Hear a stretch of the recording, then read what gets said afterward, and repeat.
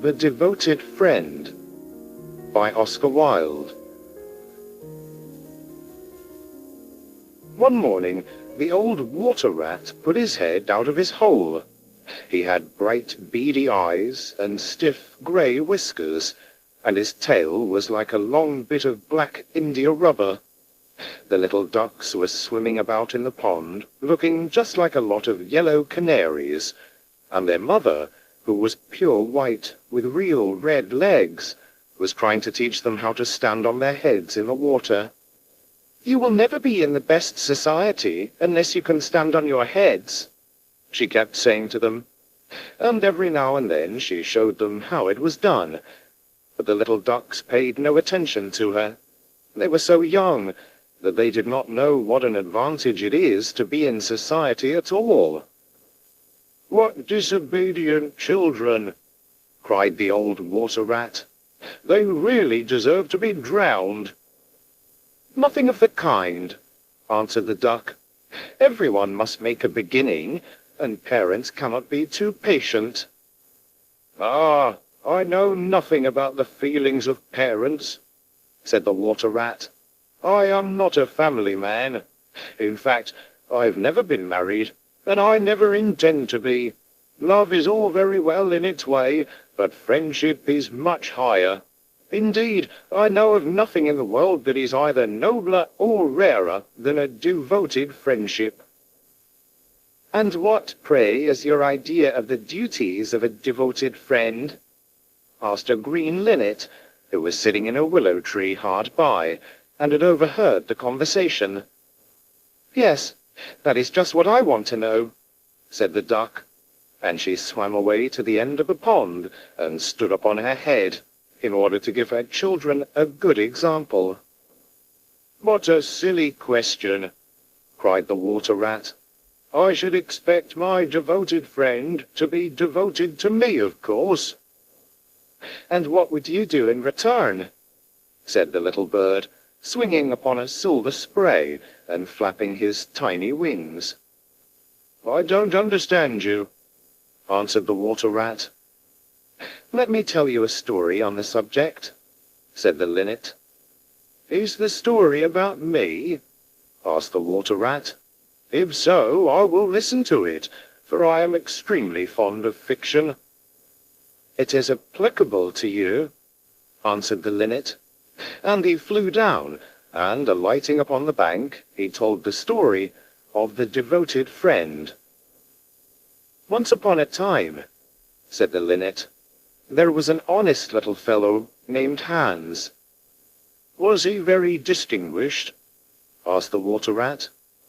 "No," answered the linnet. "I don't think he was distinguished at all, except for his kind heart and his funny, round, good-humored face. He lived in a tiny cottage all by himself, and every day he worked in his garden. In all the countryside there was no garden so lovely as his. Sweet William grew there, and gillyflowers, and shepherd's purses, and fair maids of France. There were damask roses, and yellow roses, lilac crocuses, and gold, purple violets and white, columbine and ladysmock, marjoram and wild basil, the cowslip and the fleur-de-luce, the daffodil and the clove pink bloomed or blossomed in their proper order as the months went by, one flower taking another flower's place, so that there were always beautiful things to look at and pleasant odors to smell.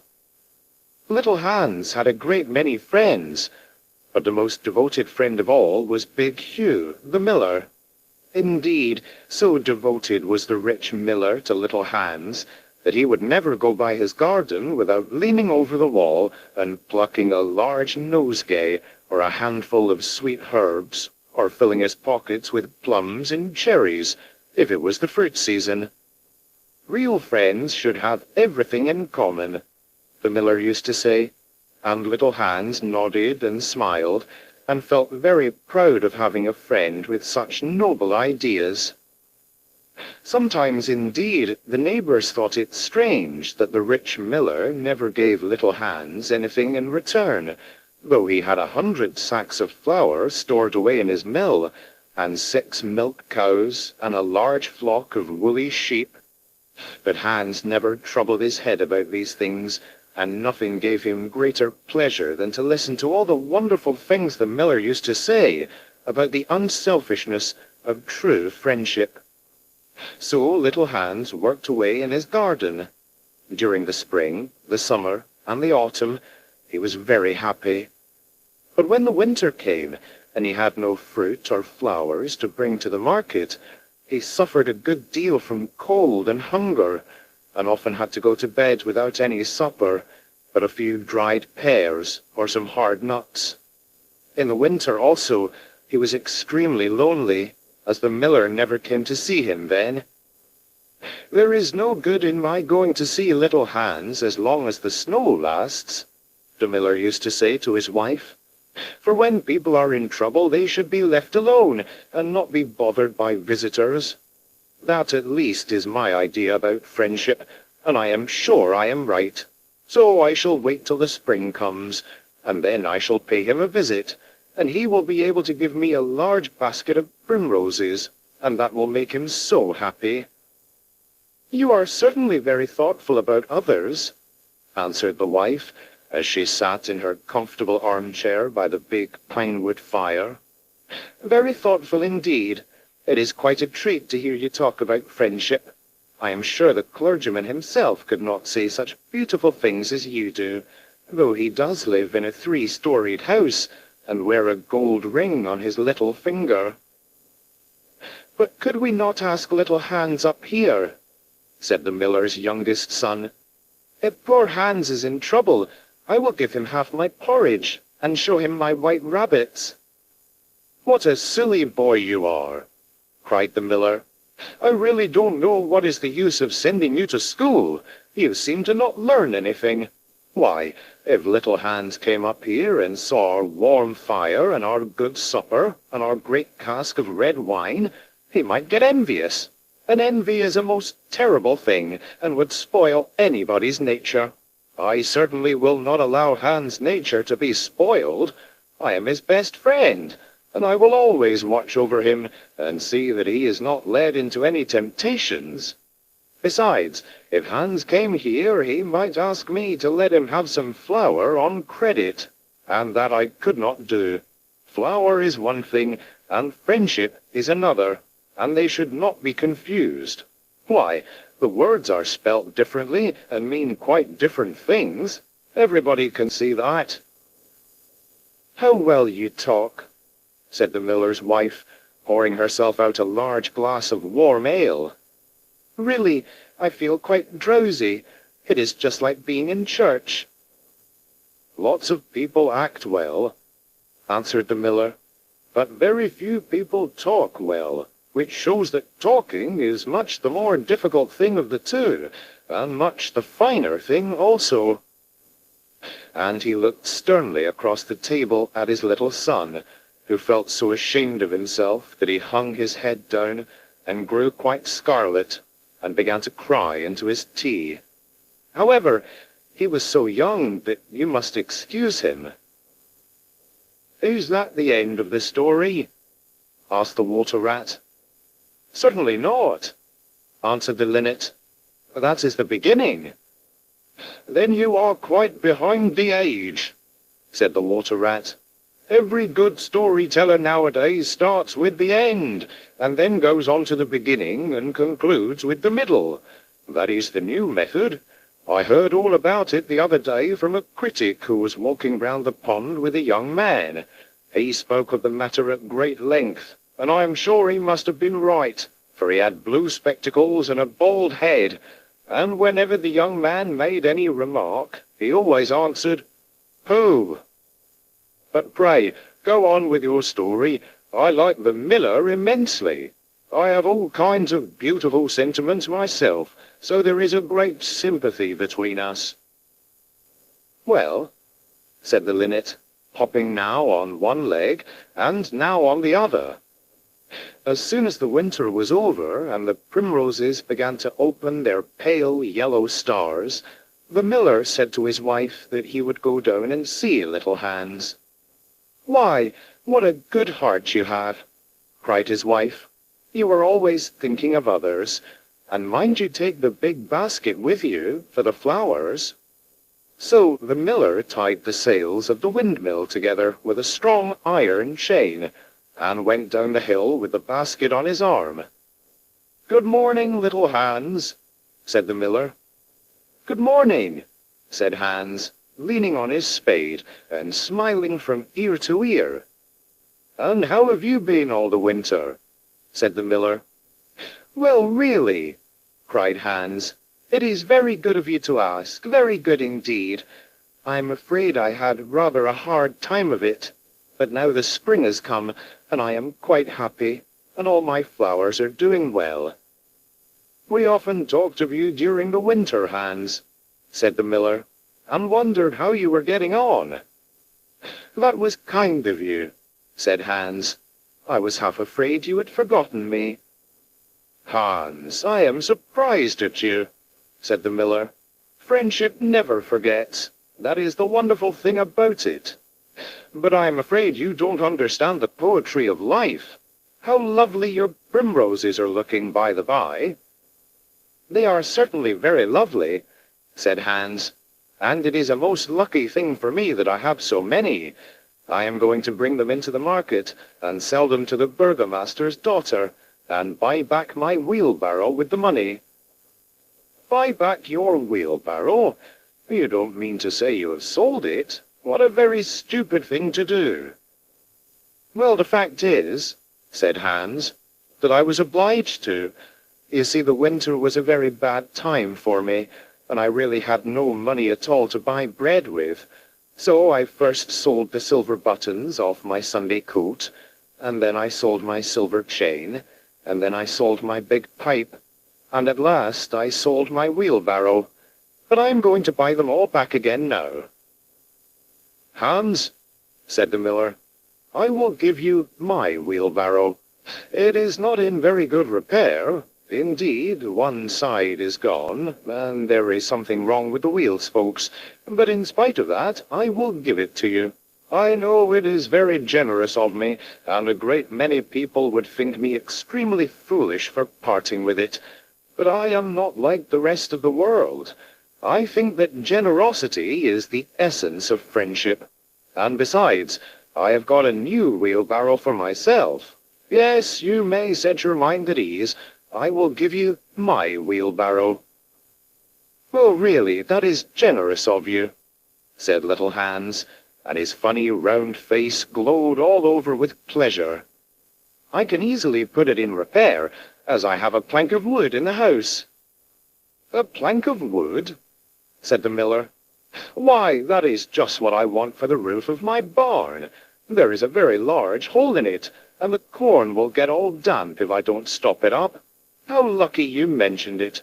It is quite remarkable how one good action always breeds another.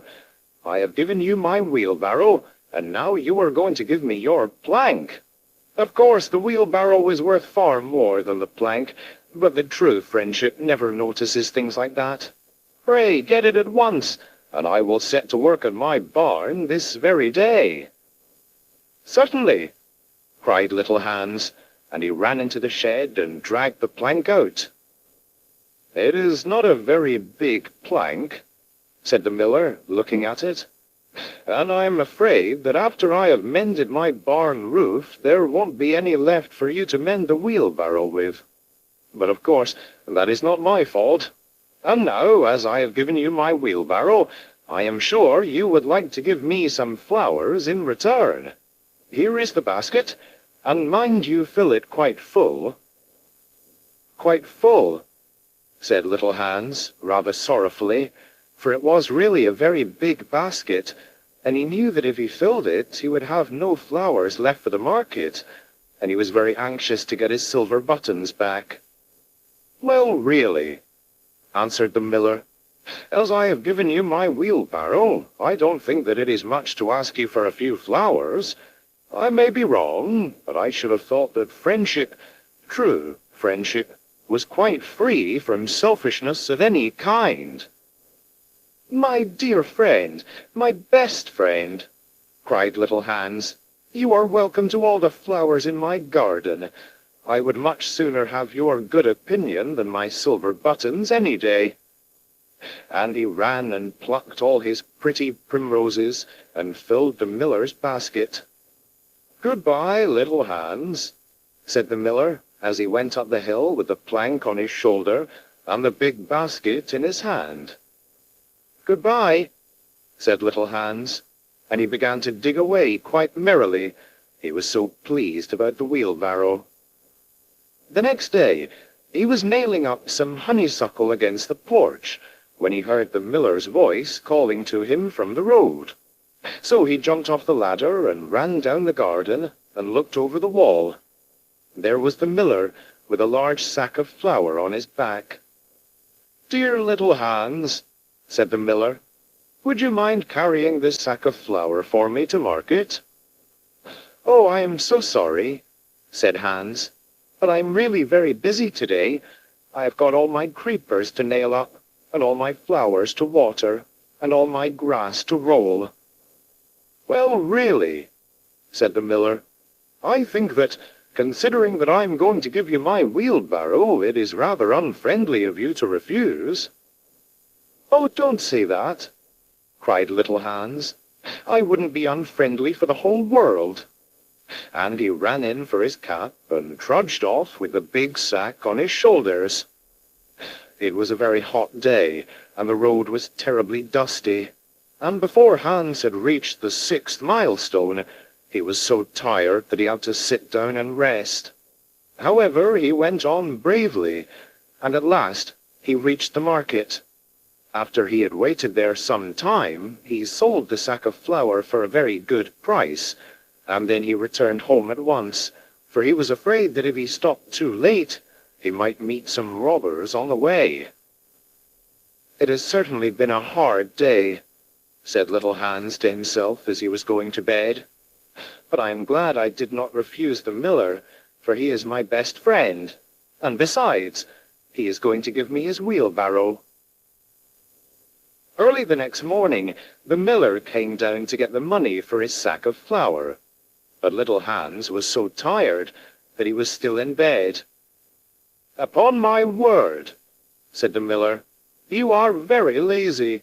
Really, considering that I'm going to give you my wheelbarrow, I think you might work harder. Idleness is a great sin, and I certainly don't like any of my friends to be idle or sluggish. You must not mind my speaking quite plainly to you. Of course, I should not dream of doing so if I were not your friend. But what is the good of friendship if one cannot say exactly what one means? Anybody can say charming things and try to please and to flatter, but a true friend always says unpleasant things and does not mind giving pain. Indeed, if he is a really true friend, he prefers it, for he knows that then he is doing good." "I am very sorry," said little Hans, rubbing his eyes and pulling off his nightcap. "But I was so tired that I thought I would lie in bed for a little time and listen to the birds singing. Do you know that I always work better after hearing the birds sing?" "Well, I am glad of that," said the miller, clapping little Hans on the back, "for I want you to come up to the mill as soon as you are dressed and mend my barn roof for me." Poor little Hans was very anxious to go and work in his garden, for his flowers had not been watered for 2 days, but he did not like to refuse the miller, as he was such a good friend to him. "Do you think it would be unfriendly of me if I said I was busy?" he inquired in a shy and timid voice. "Well, really," answered the miller, "I do not think it is much to ask of you, considering that I am going to give you my wheelbarrow. But of course, if you refuse, I will go and do it myself." "Oh, on no account," cried little Hans, and he jumped out of bed and dressed himself and went up to the barn. He worked there all day long till sunset, and at sunset the miller came to see how he was getting on. "Have you mended the hole in the roof yet, little Hans?" cried the miller in a cheery voice. "It is quite mended," answered little Hans, coming down the ladder. "Ah," said the miller, "there is no work so delightful as the work one does for others." "It is certainly a great privilege to hear you talk," answered little Hans, sitting down and wiping his forehead. "A very great privilege. But I'm afraid I shall never have such beautiful ideas as you have." "Oh, they will come to you," said the miller. "But you must take more pains. At present you have only the practice of friendship. Some day you will have the theory also." "Do you really think I shall?" asked little Hans. "I have no doubt of it," answered the miller. "But now that you have mended the roof, you had better go home and rest, for I want you to drive my sheep to the mountain tomorrow." Poor little Hans was afraid to say anything to this, and early the next morning the miller brought his sheep round to the cottage, and Hans started off with them to the mountain. It took him the whole day to get there and back, and when he returned he was so tired that he went off to sleep in his chair, and did not wake up till it was broad daylight. "What a delightful time I shall have in my garden," he said, and he went to work at once.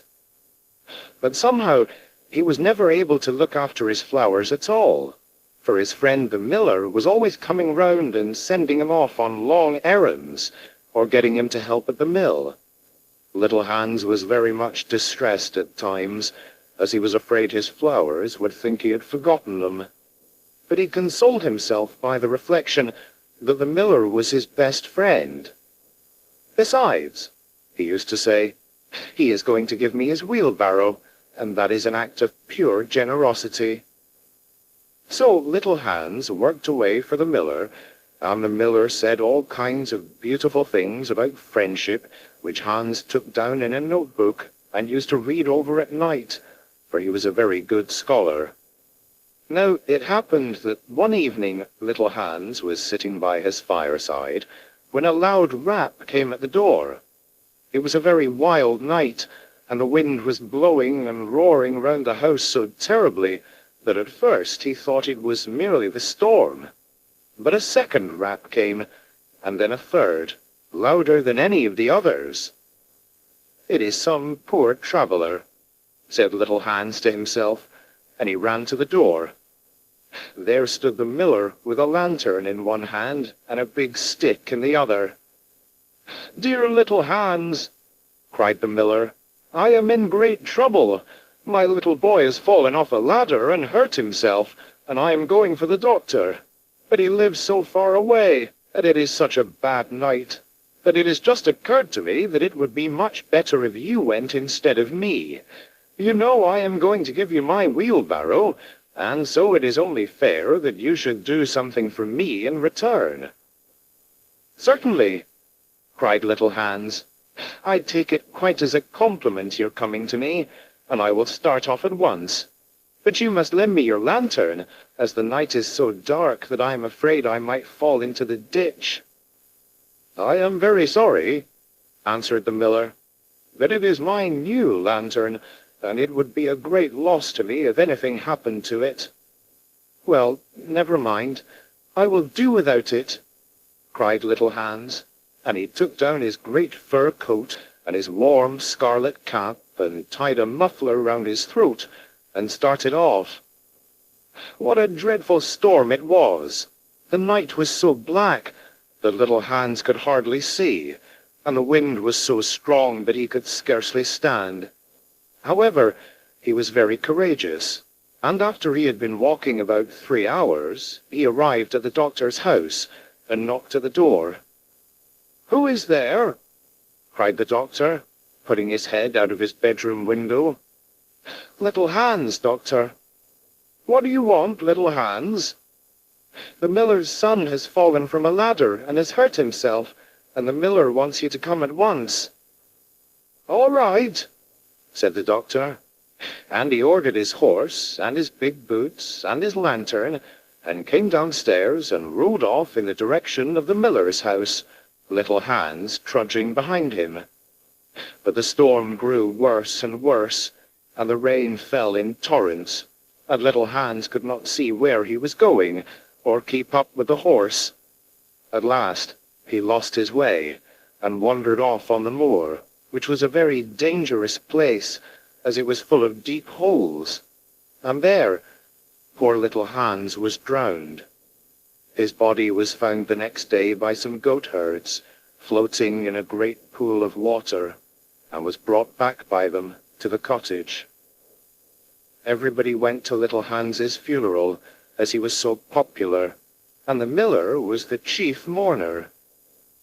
"As I was his best friend," said the miller, "it is only fair that I should have the best place." So he walked to the head of the procession in a long black cloak, and every now and then he wiped his eyes with a big pocket handkerchief. "Little Hans is certainly a great loss to everyone," said the blacksmith, when the funeral was over, and they were all seated comfortably in the inn, drinking spiced wine and eating sweet cakes. "A great loss to me, at any rate," answered the miller. "Why, I had as good as given him my wheelbarrow, and now I really don't know what to do with it. It is very much in my way at home, and it is in such bad repair that I could not get anything for it if I sold it. I will certainly take care not to give away anything again. One always suffers for being generous." "Well?" said the water rat, after a long pause. "Well, that is the end," said the linnet. "But what became of the miller?" asked the water rat. "Oh, I really don't know," replied the linnet, "and I am sure that I don't care." "It is quite evident, then, that you have no sympathy in your nature," said the water rat. "I am afraid you don't quite see the moral of the story," remarked the linnet. "The what?" screamed the water rat. "The moral. Do you mean to say that the story has a moral?" "Certainly," said the linnet. "Well, really," said the water rat, in a very angry manner, "I think you should have told me that before you began. If you had done so, I certainly would not have listened to you. In fact, I should have said, 'Pooh,' like the critic. However, I can say it now." So he shouted out, "Pooh!" at the top of his voice, gave a whisk with his tail, and went back into his hole. "And how do you like the water rat?" asked the duck, who came paddling up some minutes afterwards. "He has a great many good points, but for my own part I have a mother's feelings, and I can never look at a confirmed bachelor without the tears coming into my eyes." "I am rather afraid that I have annoyed him," answered the linnet. "The fact is that I told him a story with a moral." "Ah, that is always a very dangerous thing to do," said the duck, "and I quite agree with her."